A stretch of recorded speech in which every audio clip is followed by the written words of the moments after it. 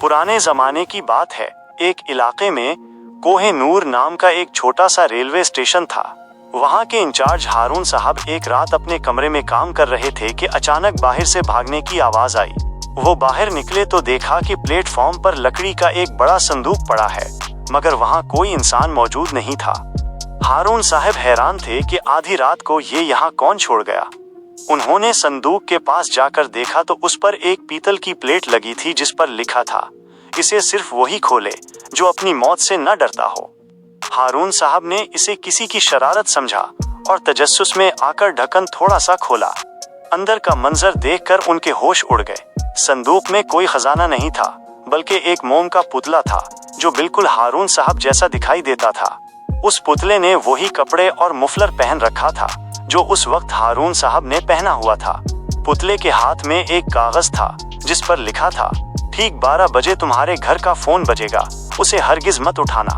हारून साहब बुरी तरह डर गए और भागकर अपने घर पहुंच गए। वो सोफे पर बैठकर घड़ी देखने लगे। जैसे ही रात के 12 बजे फोन की घंटी बजने लगी। हारून साहब ने सोचा कि शायद कोई दुश्मन है। उन्होंने हिम्मत करके फोन उठा लिया। दूसरी तरफ से कोई बोल नहीं रहा था, बस एक पुरानी मौसीकी चल रही थी। ये वही लोरी थी जो हारून की माँ बचपन में उसे सुनाया करती थी। हारून की आंखों में आंसू आ गए क्योंकि उनकी माँ को मरे 20 साल हो चुके थे। अचानक फोन से एक भारी आवाज आई, हारून, पीछे मुड़कर मत देखना, तुम्हारी कुर्सी पर कोई बैठा तुम्हारा इंतजार कर रहा है। हारून का दिल जोर जोर से धड़कने लगा। उन्होंने डरते डरते पीछे मुड़कर देखा तो वही मोम का पुतला वहां कुर्सी पर बैठा था। लेकिन अब इस पुतले के हाथ में हारून का असली शनाख्ती कार्ड था। पुतले के अंदर से एक रिकॉर्ड शुदा आवाज आई, तुम हारून नहीं हो, असली हारून तो कब का मर चुका है। इसी लम्हे कमरे का दरवाजा बाहर से लॉक हो गया और खिड़की पर किसी ने बाहर से सुर्ख रंग से निशान लगा दिया। हारून को समझ नहीं आ रहा था कि ये सब क्या हो रहा है। क्या वो वाकई हारून है या कोई उसे पागल बनाने की कोशिश कर रहा है। हारून साहब कमरे में बंद हो चुके थे और वो मोम का पुतला उनके सामने कुर्सी पर बैठा था। हारून साहब का सांस फूल रहा था। उन्होंने हिम्मत करके पुतले को हाथ लगाया तो वो ठंडा बर्फ था। अचानक पुतले के हाथ से उनका शनाख्ती कार्ड नीचे गिर गया और कार्ड के पीछे एक छोटा सा नंबर लिखा था, कमरा नंबर 103। हारून साहब को याद आया कि रेलवे स्टेशन के पुराने गोदाम में एक कमरा है जिसका नंबर 103 है, लेकिन वो सालों से बंद पड़ा है। अभी वो ये सोच ही रहे थे कि पूरे घर की लाइट चली गई। अंधेरे में उन्हें दीवार के अंदर से कुछ खर्चने की आवाज आई, जैसे कोई नाखूनों से दीवार खोद रहा हो। उन्होंने अपनी टार्च जलाई और आवाज की सिमत देखा। दीवार पर लगी एक पुरानी तस्वीर आहिस्ता आहिस्ता हिल रही थी। हारून साहब ने तस्वीर हटाई तो वहाँ एक छोटा सा सुराख था जिससे कोई उन्हें देख रहा था। जैसे ही हारून साहब ने सुराख में झांका, दूसरी तरफ से एक आवाज आई, हारून, तुमने फोन क्यों उठाया, अब तुम्हें कीमत चुकानी होगी। इसी वक्त कमरे का दरवाजा खुद ब खुद खुल गया। हारून साहब बाहर भागे और सीधे स्टेशन के इस पुराने गोदाम की तरफ पहुंचे जहां कमरा नंबर 103 था। स्टेशन पर घप अंधेरा था और बारिश शुरू हो चुकी थी। जब वो कमरे के पास पहुंचे तो देखा कि उसका ताला पहले से टूटा हुआ था। अंदर दाखिल होते ही हारून साहब की नजर एक मेज पर पड़ी। वहां बहुत सारी तस्वीरें बिखरी हुई थीं और वो तमाम तस्वीरें हारून साहब की थीं।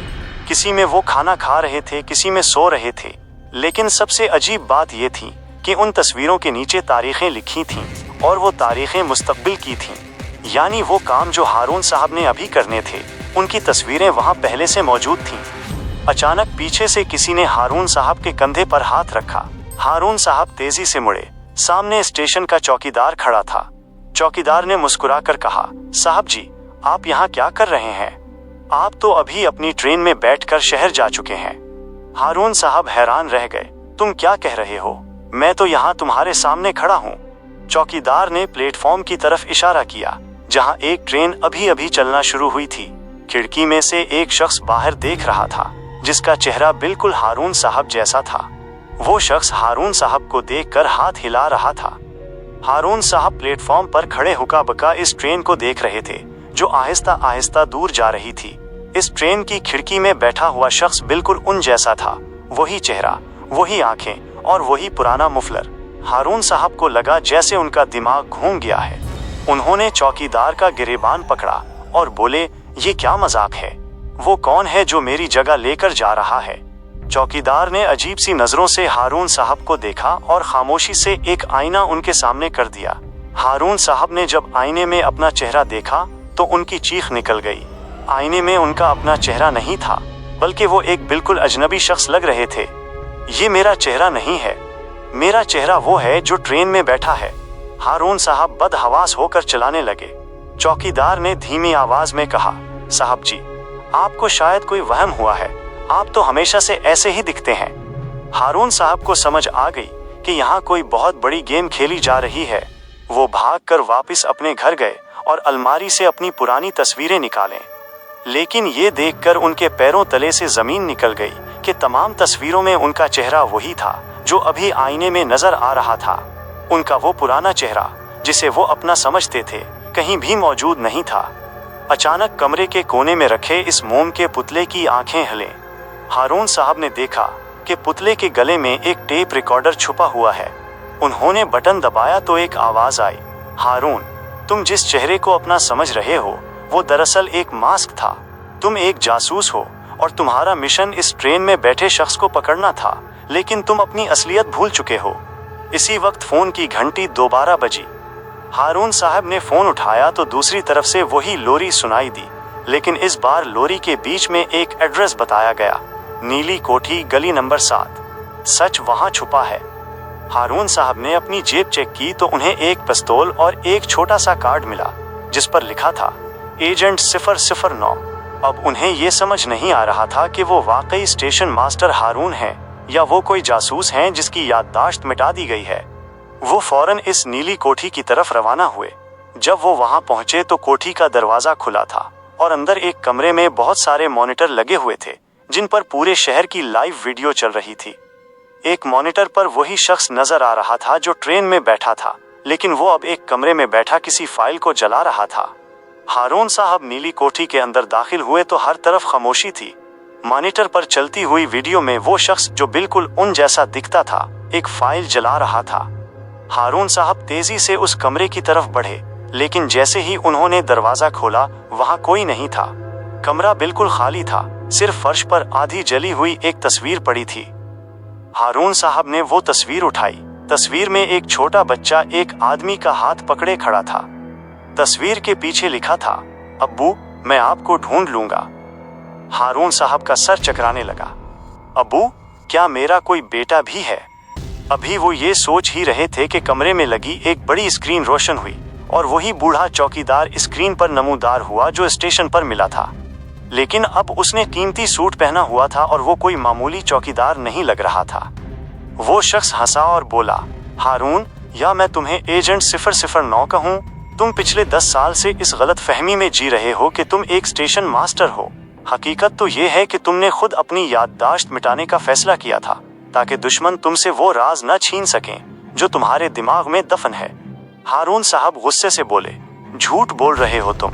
वो ट्रेन में कौन था और ये नीली कोठी किसकी है? उस शख्स ने जवाब दिया, वो ट्रेन में तुम्हारा बेटा था जो तुम्हें बचाने के लिए तुम्हारा रूप धार कर दुश्मनों के पीछे लगा हुआ है। और ये नीली कोठी, ये तुम्हारा अपना घर है हारून। तुम जिस स्टेशन वाले क्वार्टर में रहते हो वो तो महज एक धोखा था। अचानक कमरे की एक दीवार आहिस्ता से सिरकी और उसके पीछे से एक खुफिया रास्ता निकल आया। वहां एक लैब बनी हुई थी जहां बिल्कुल हारून साहब जैसे कई और मोम के पुतले रखे थे। हारून साहब को समझ आ गई कि वो कोई आम इंसान नहीं बल्कि एक ऐसी साजिश का हिस्सा हैं जहां लोगों की पहचान बदल दी जाती है।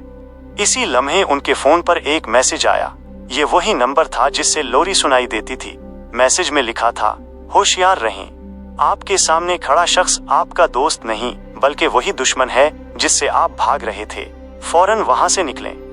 हारून साहब ने जैसे ही सर उठाया देखा कि वो शख्स चौकीदार एक गैस वाला मास्क पहन रहा था और कमरे में तेजी से सफेद धुआं भरने लगा था। कमरे में सफेद धुआं तेजी से फैल रहा था।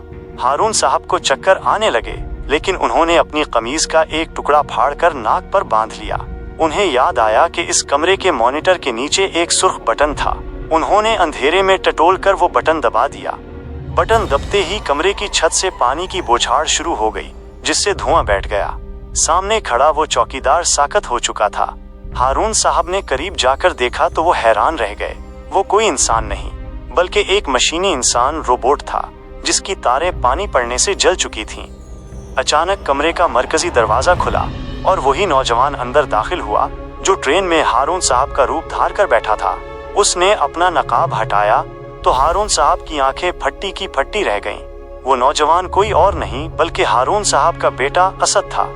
असद ने भागकर अपने बाप को गले लगाया और कहा, अब्बू जल्दी यहाँ से निकलें, ये पूरी कोठी तबाह होने वाली है। वो दोनों भागकर बाहर निकले ही थे कि एक जोरदार धमाका हुआ और नीली कोठी मलबे का ढेर बन गई। एक महफूज जगह पहुंचकर हारून साहब ने पूछा, असद ये सब क्या था? मैं कौन हूँ और वो पुतले क्या थे? असद ने एक गहरा सांस लिया और सच बताया, अब्बू आप कोई स्टेशन मास्टर या जासूस नहीं हैं। आप एक बहुत बड़े साइंसदान हैं जिन्होंने इंसानी याददाश्त को महफूज करने वाली एक चिप बनाई थी। दुश्मन वो चिप छीनना चाहते थे, इसलिए आपने अपनी याददाश्त इस चिप में डालकर उसे एक मोम के पुतले के अंदर छुपा दिया था और खुद को एक आम स्टेशन मास्टर समझने लगे। हारून साहब को अब सब याद आ रहा था। वो मोम का पुतला जो उन्हें मिला था, उसके सीने में लगी वो चाबी दरअसल उनकी असली याददाश्त की चिप थी। हारून साहब मुस्कुराए और अपनी जेब से वो चाबी निकाली जो उन्होंने पुतले के सीने से ली थी। उन्होंने उसे पास बहती नदी में फेंक दिया। असद हैरानी से बोला, अब्बू आपने ये क्या किया? इसमें आपकी पूरी जिंदगी का सच था। हारून साहब ने असद के कंधे पर हाथ रखा और कहा, सच वो नहीं जो इस चुप में था, सच वो है जो मैं अभी जी रहा हूँ। मैं एक बाप हूँ और मुझे अब किसी पुरानी पहचान की जरूरत नहीं है। स्टेशन पर सुबह का सूरज निकल रहा था।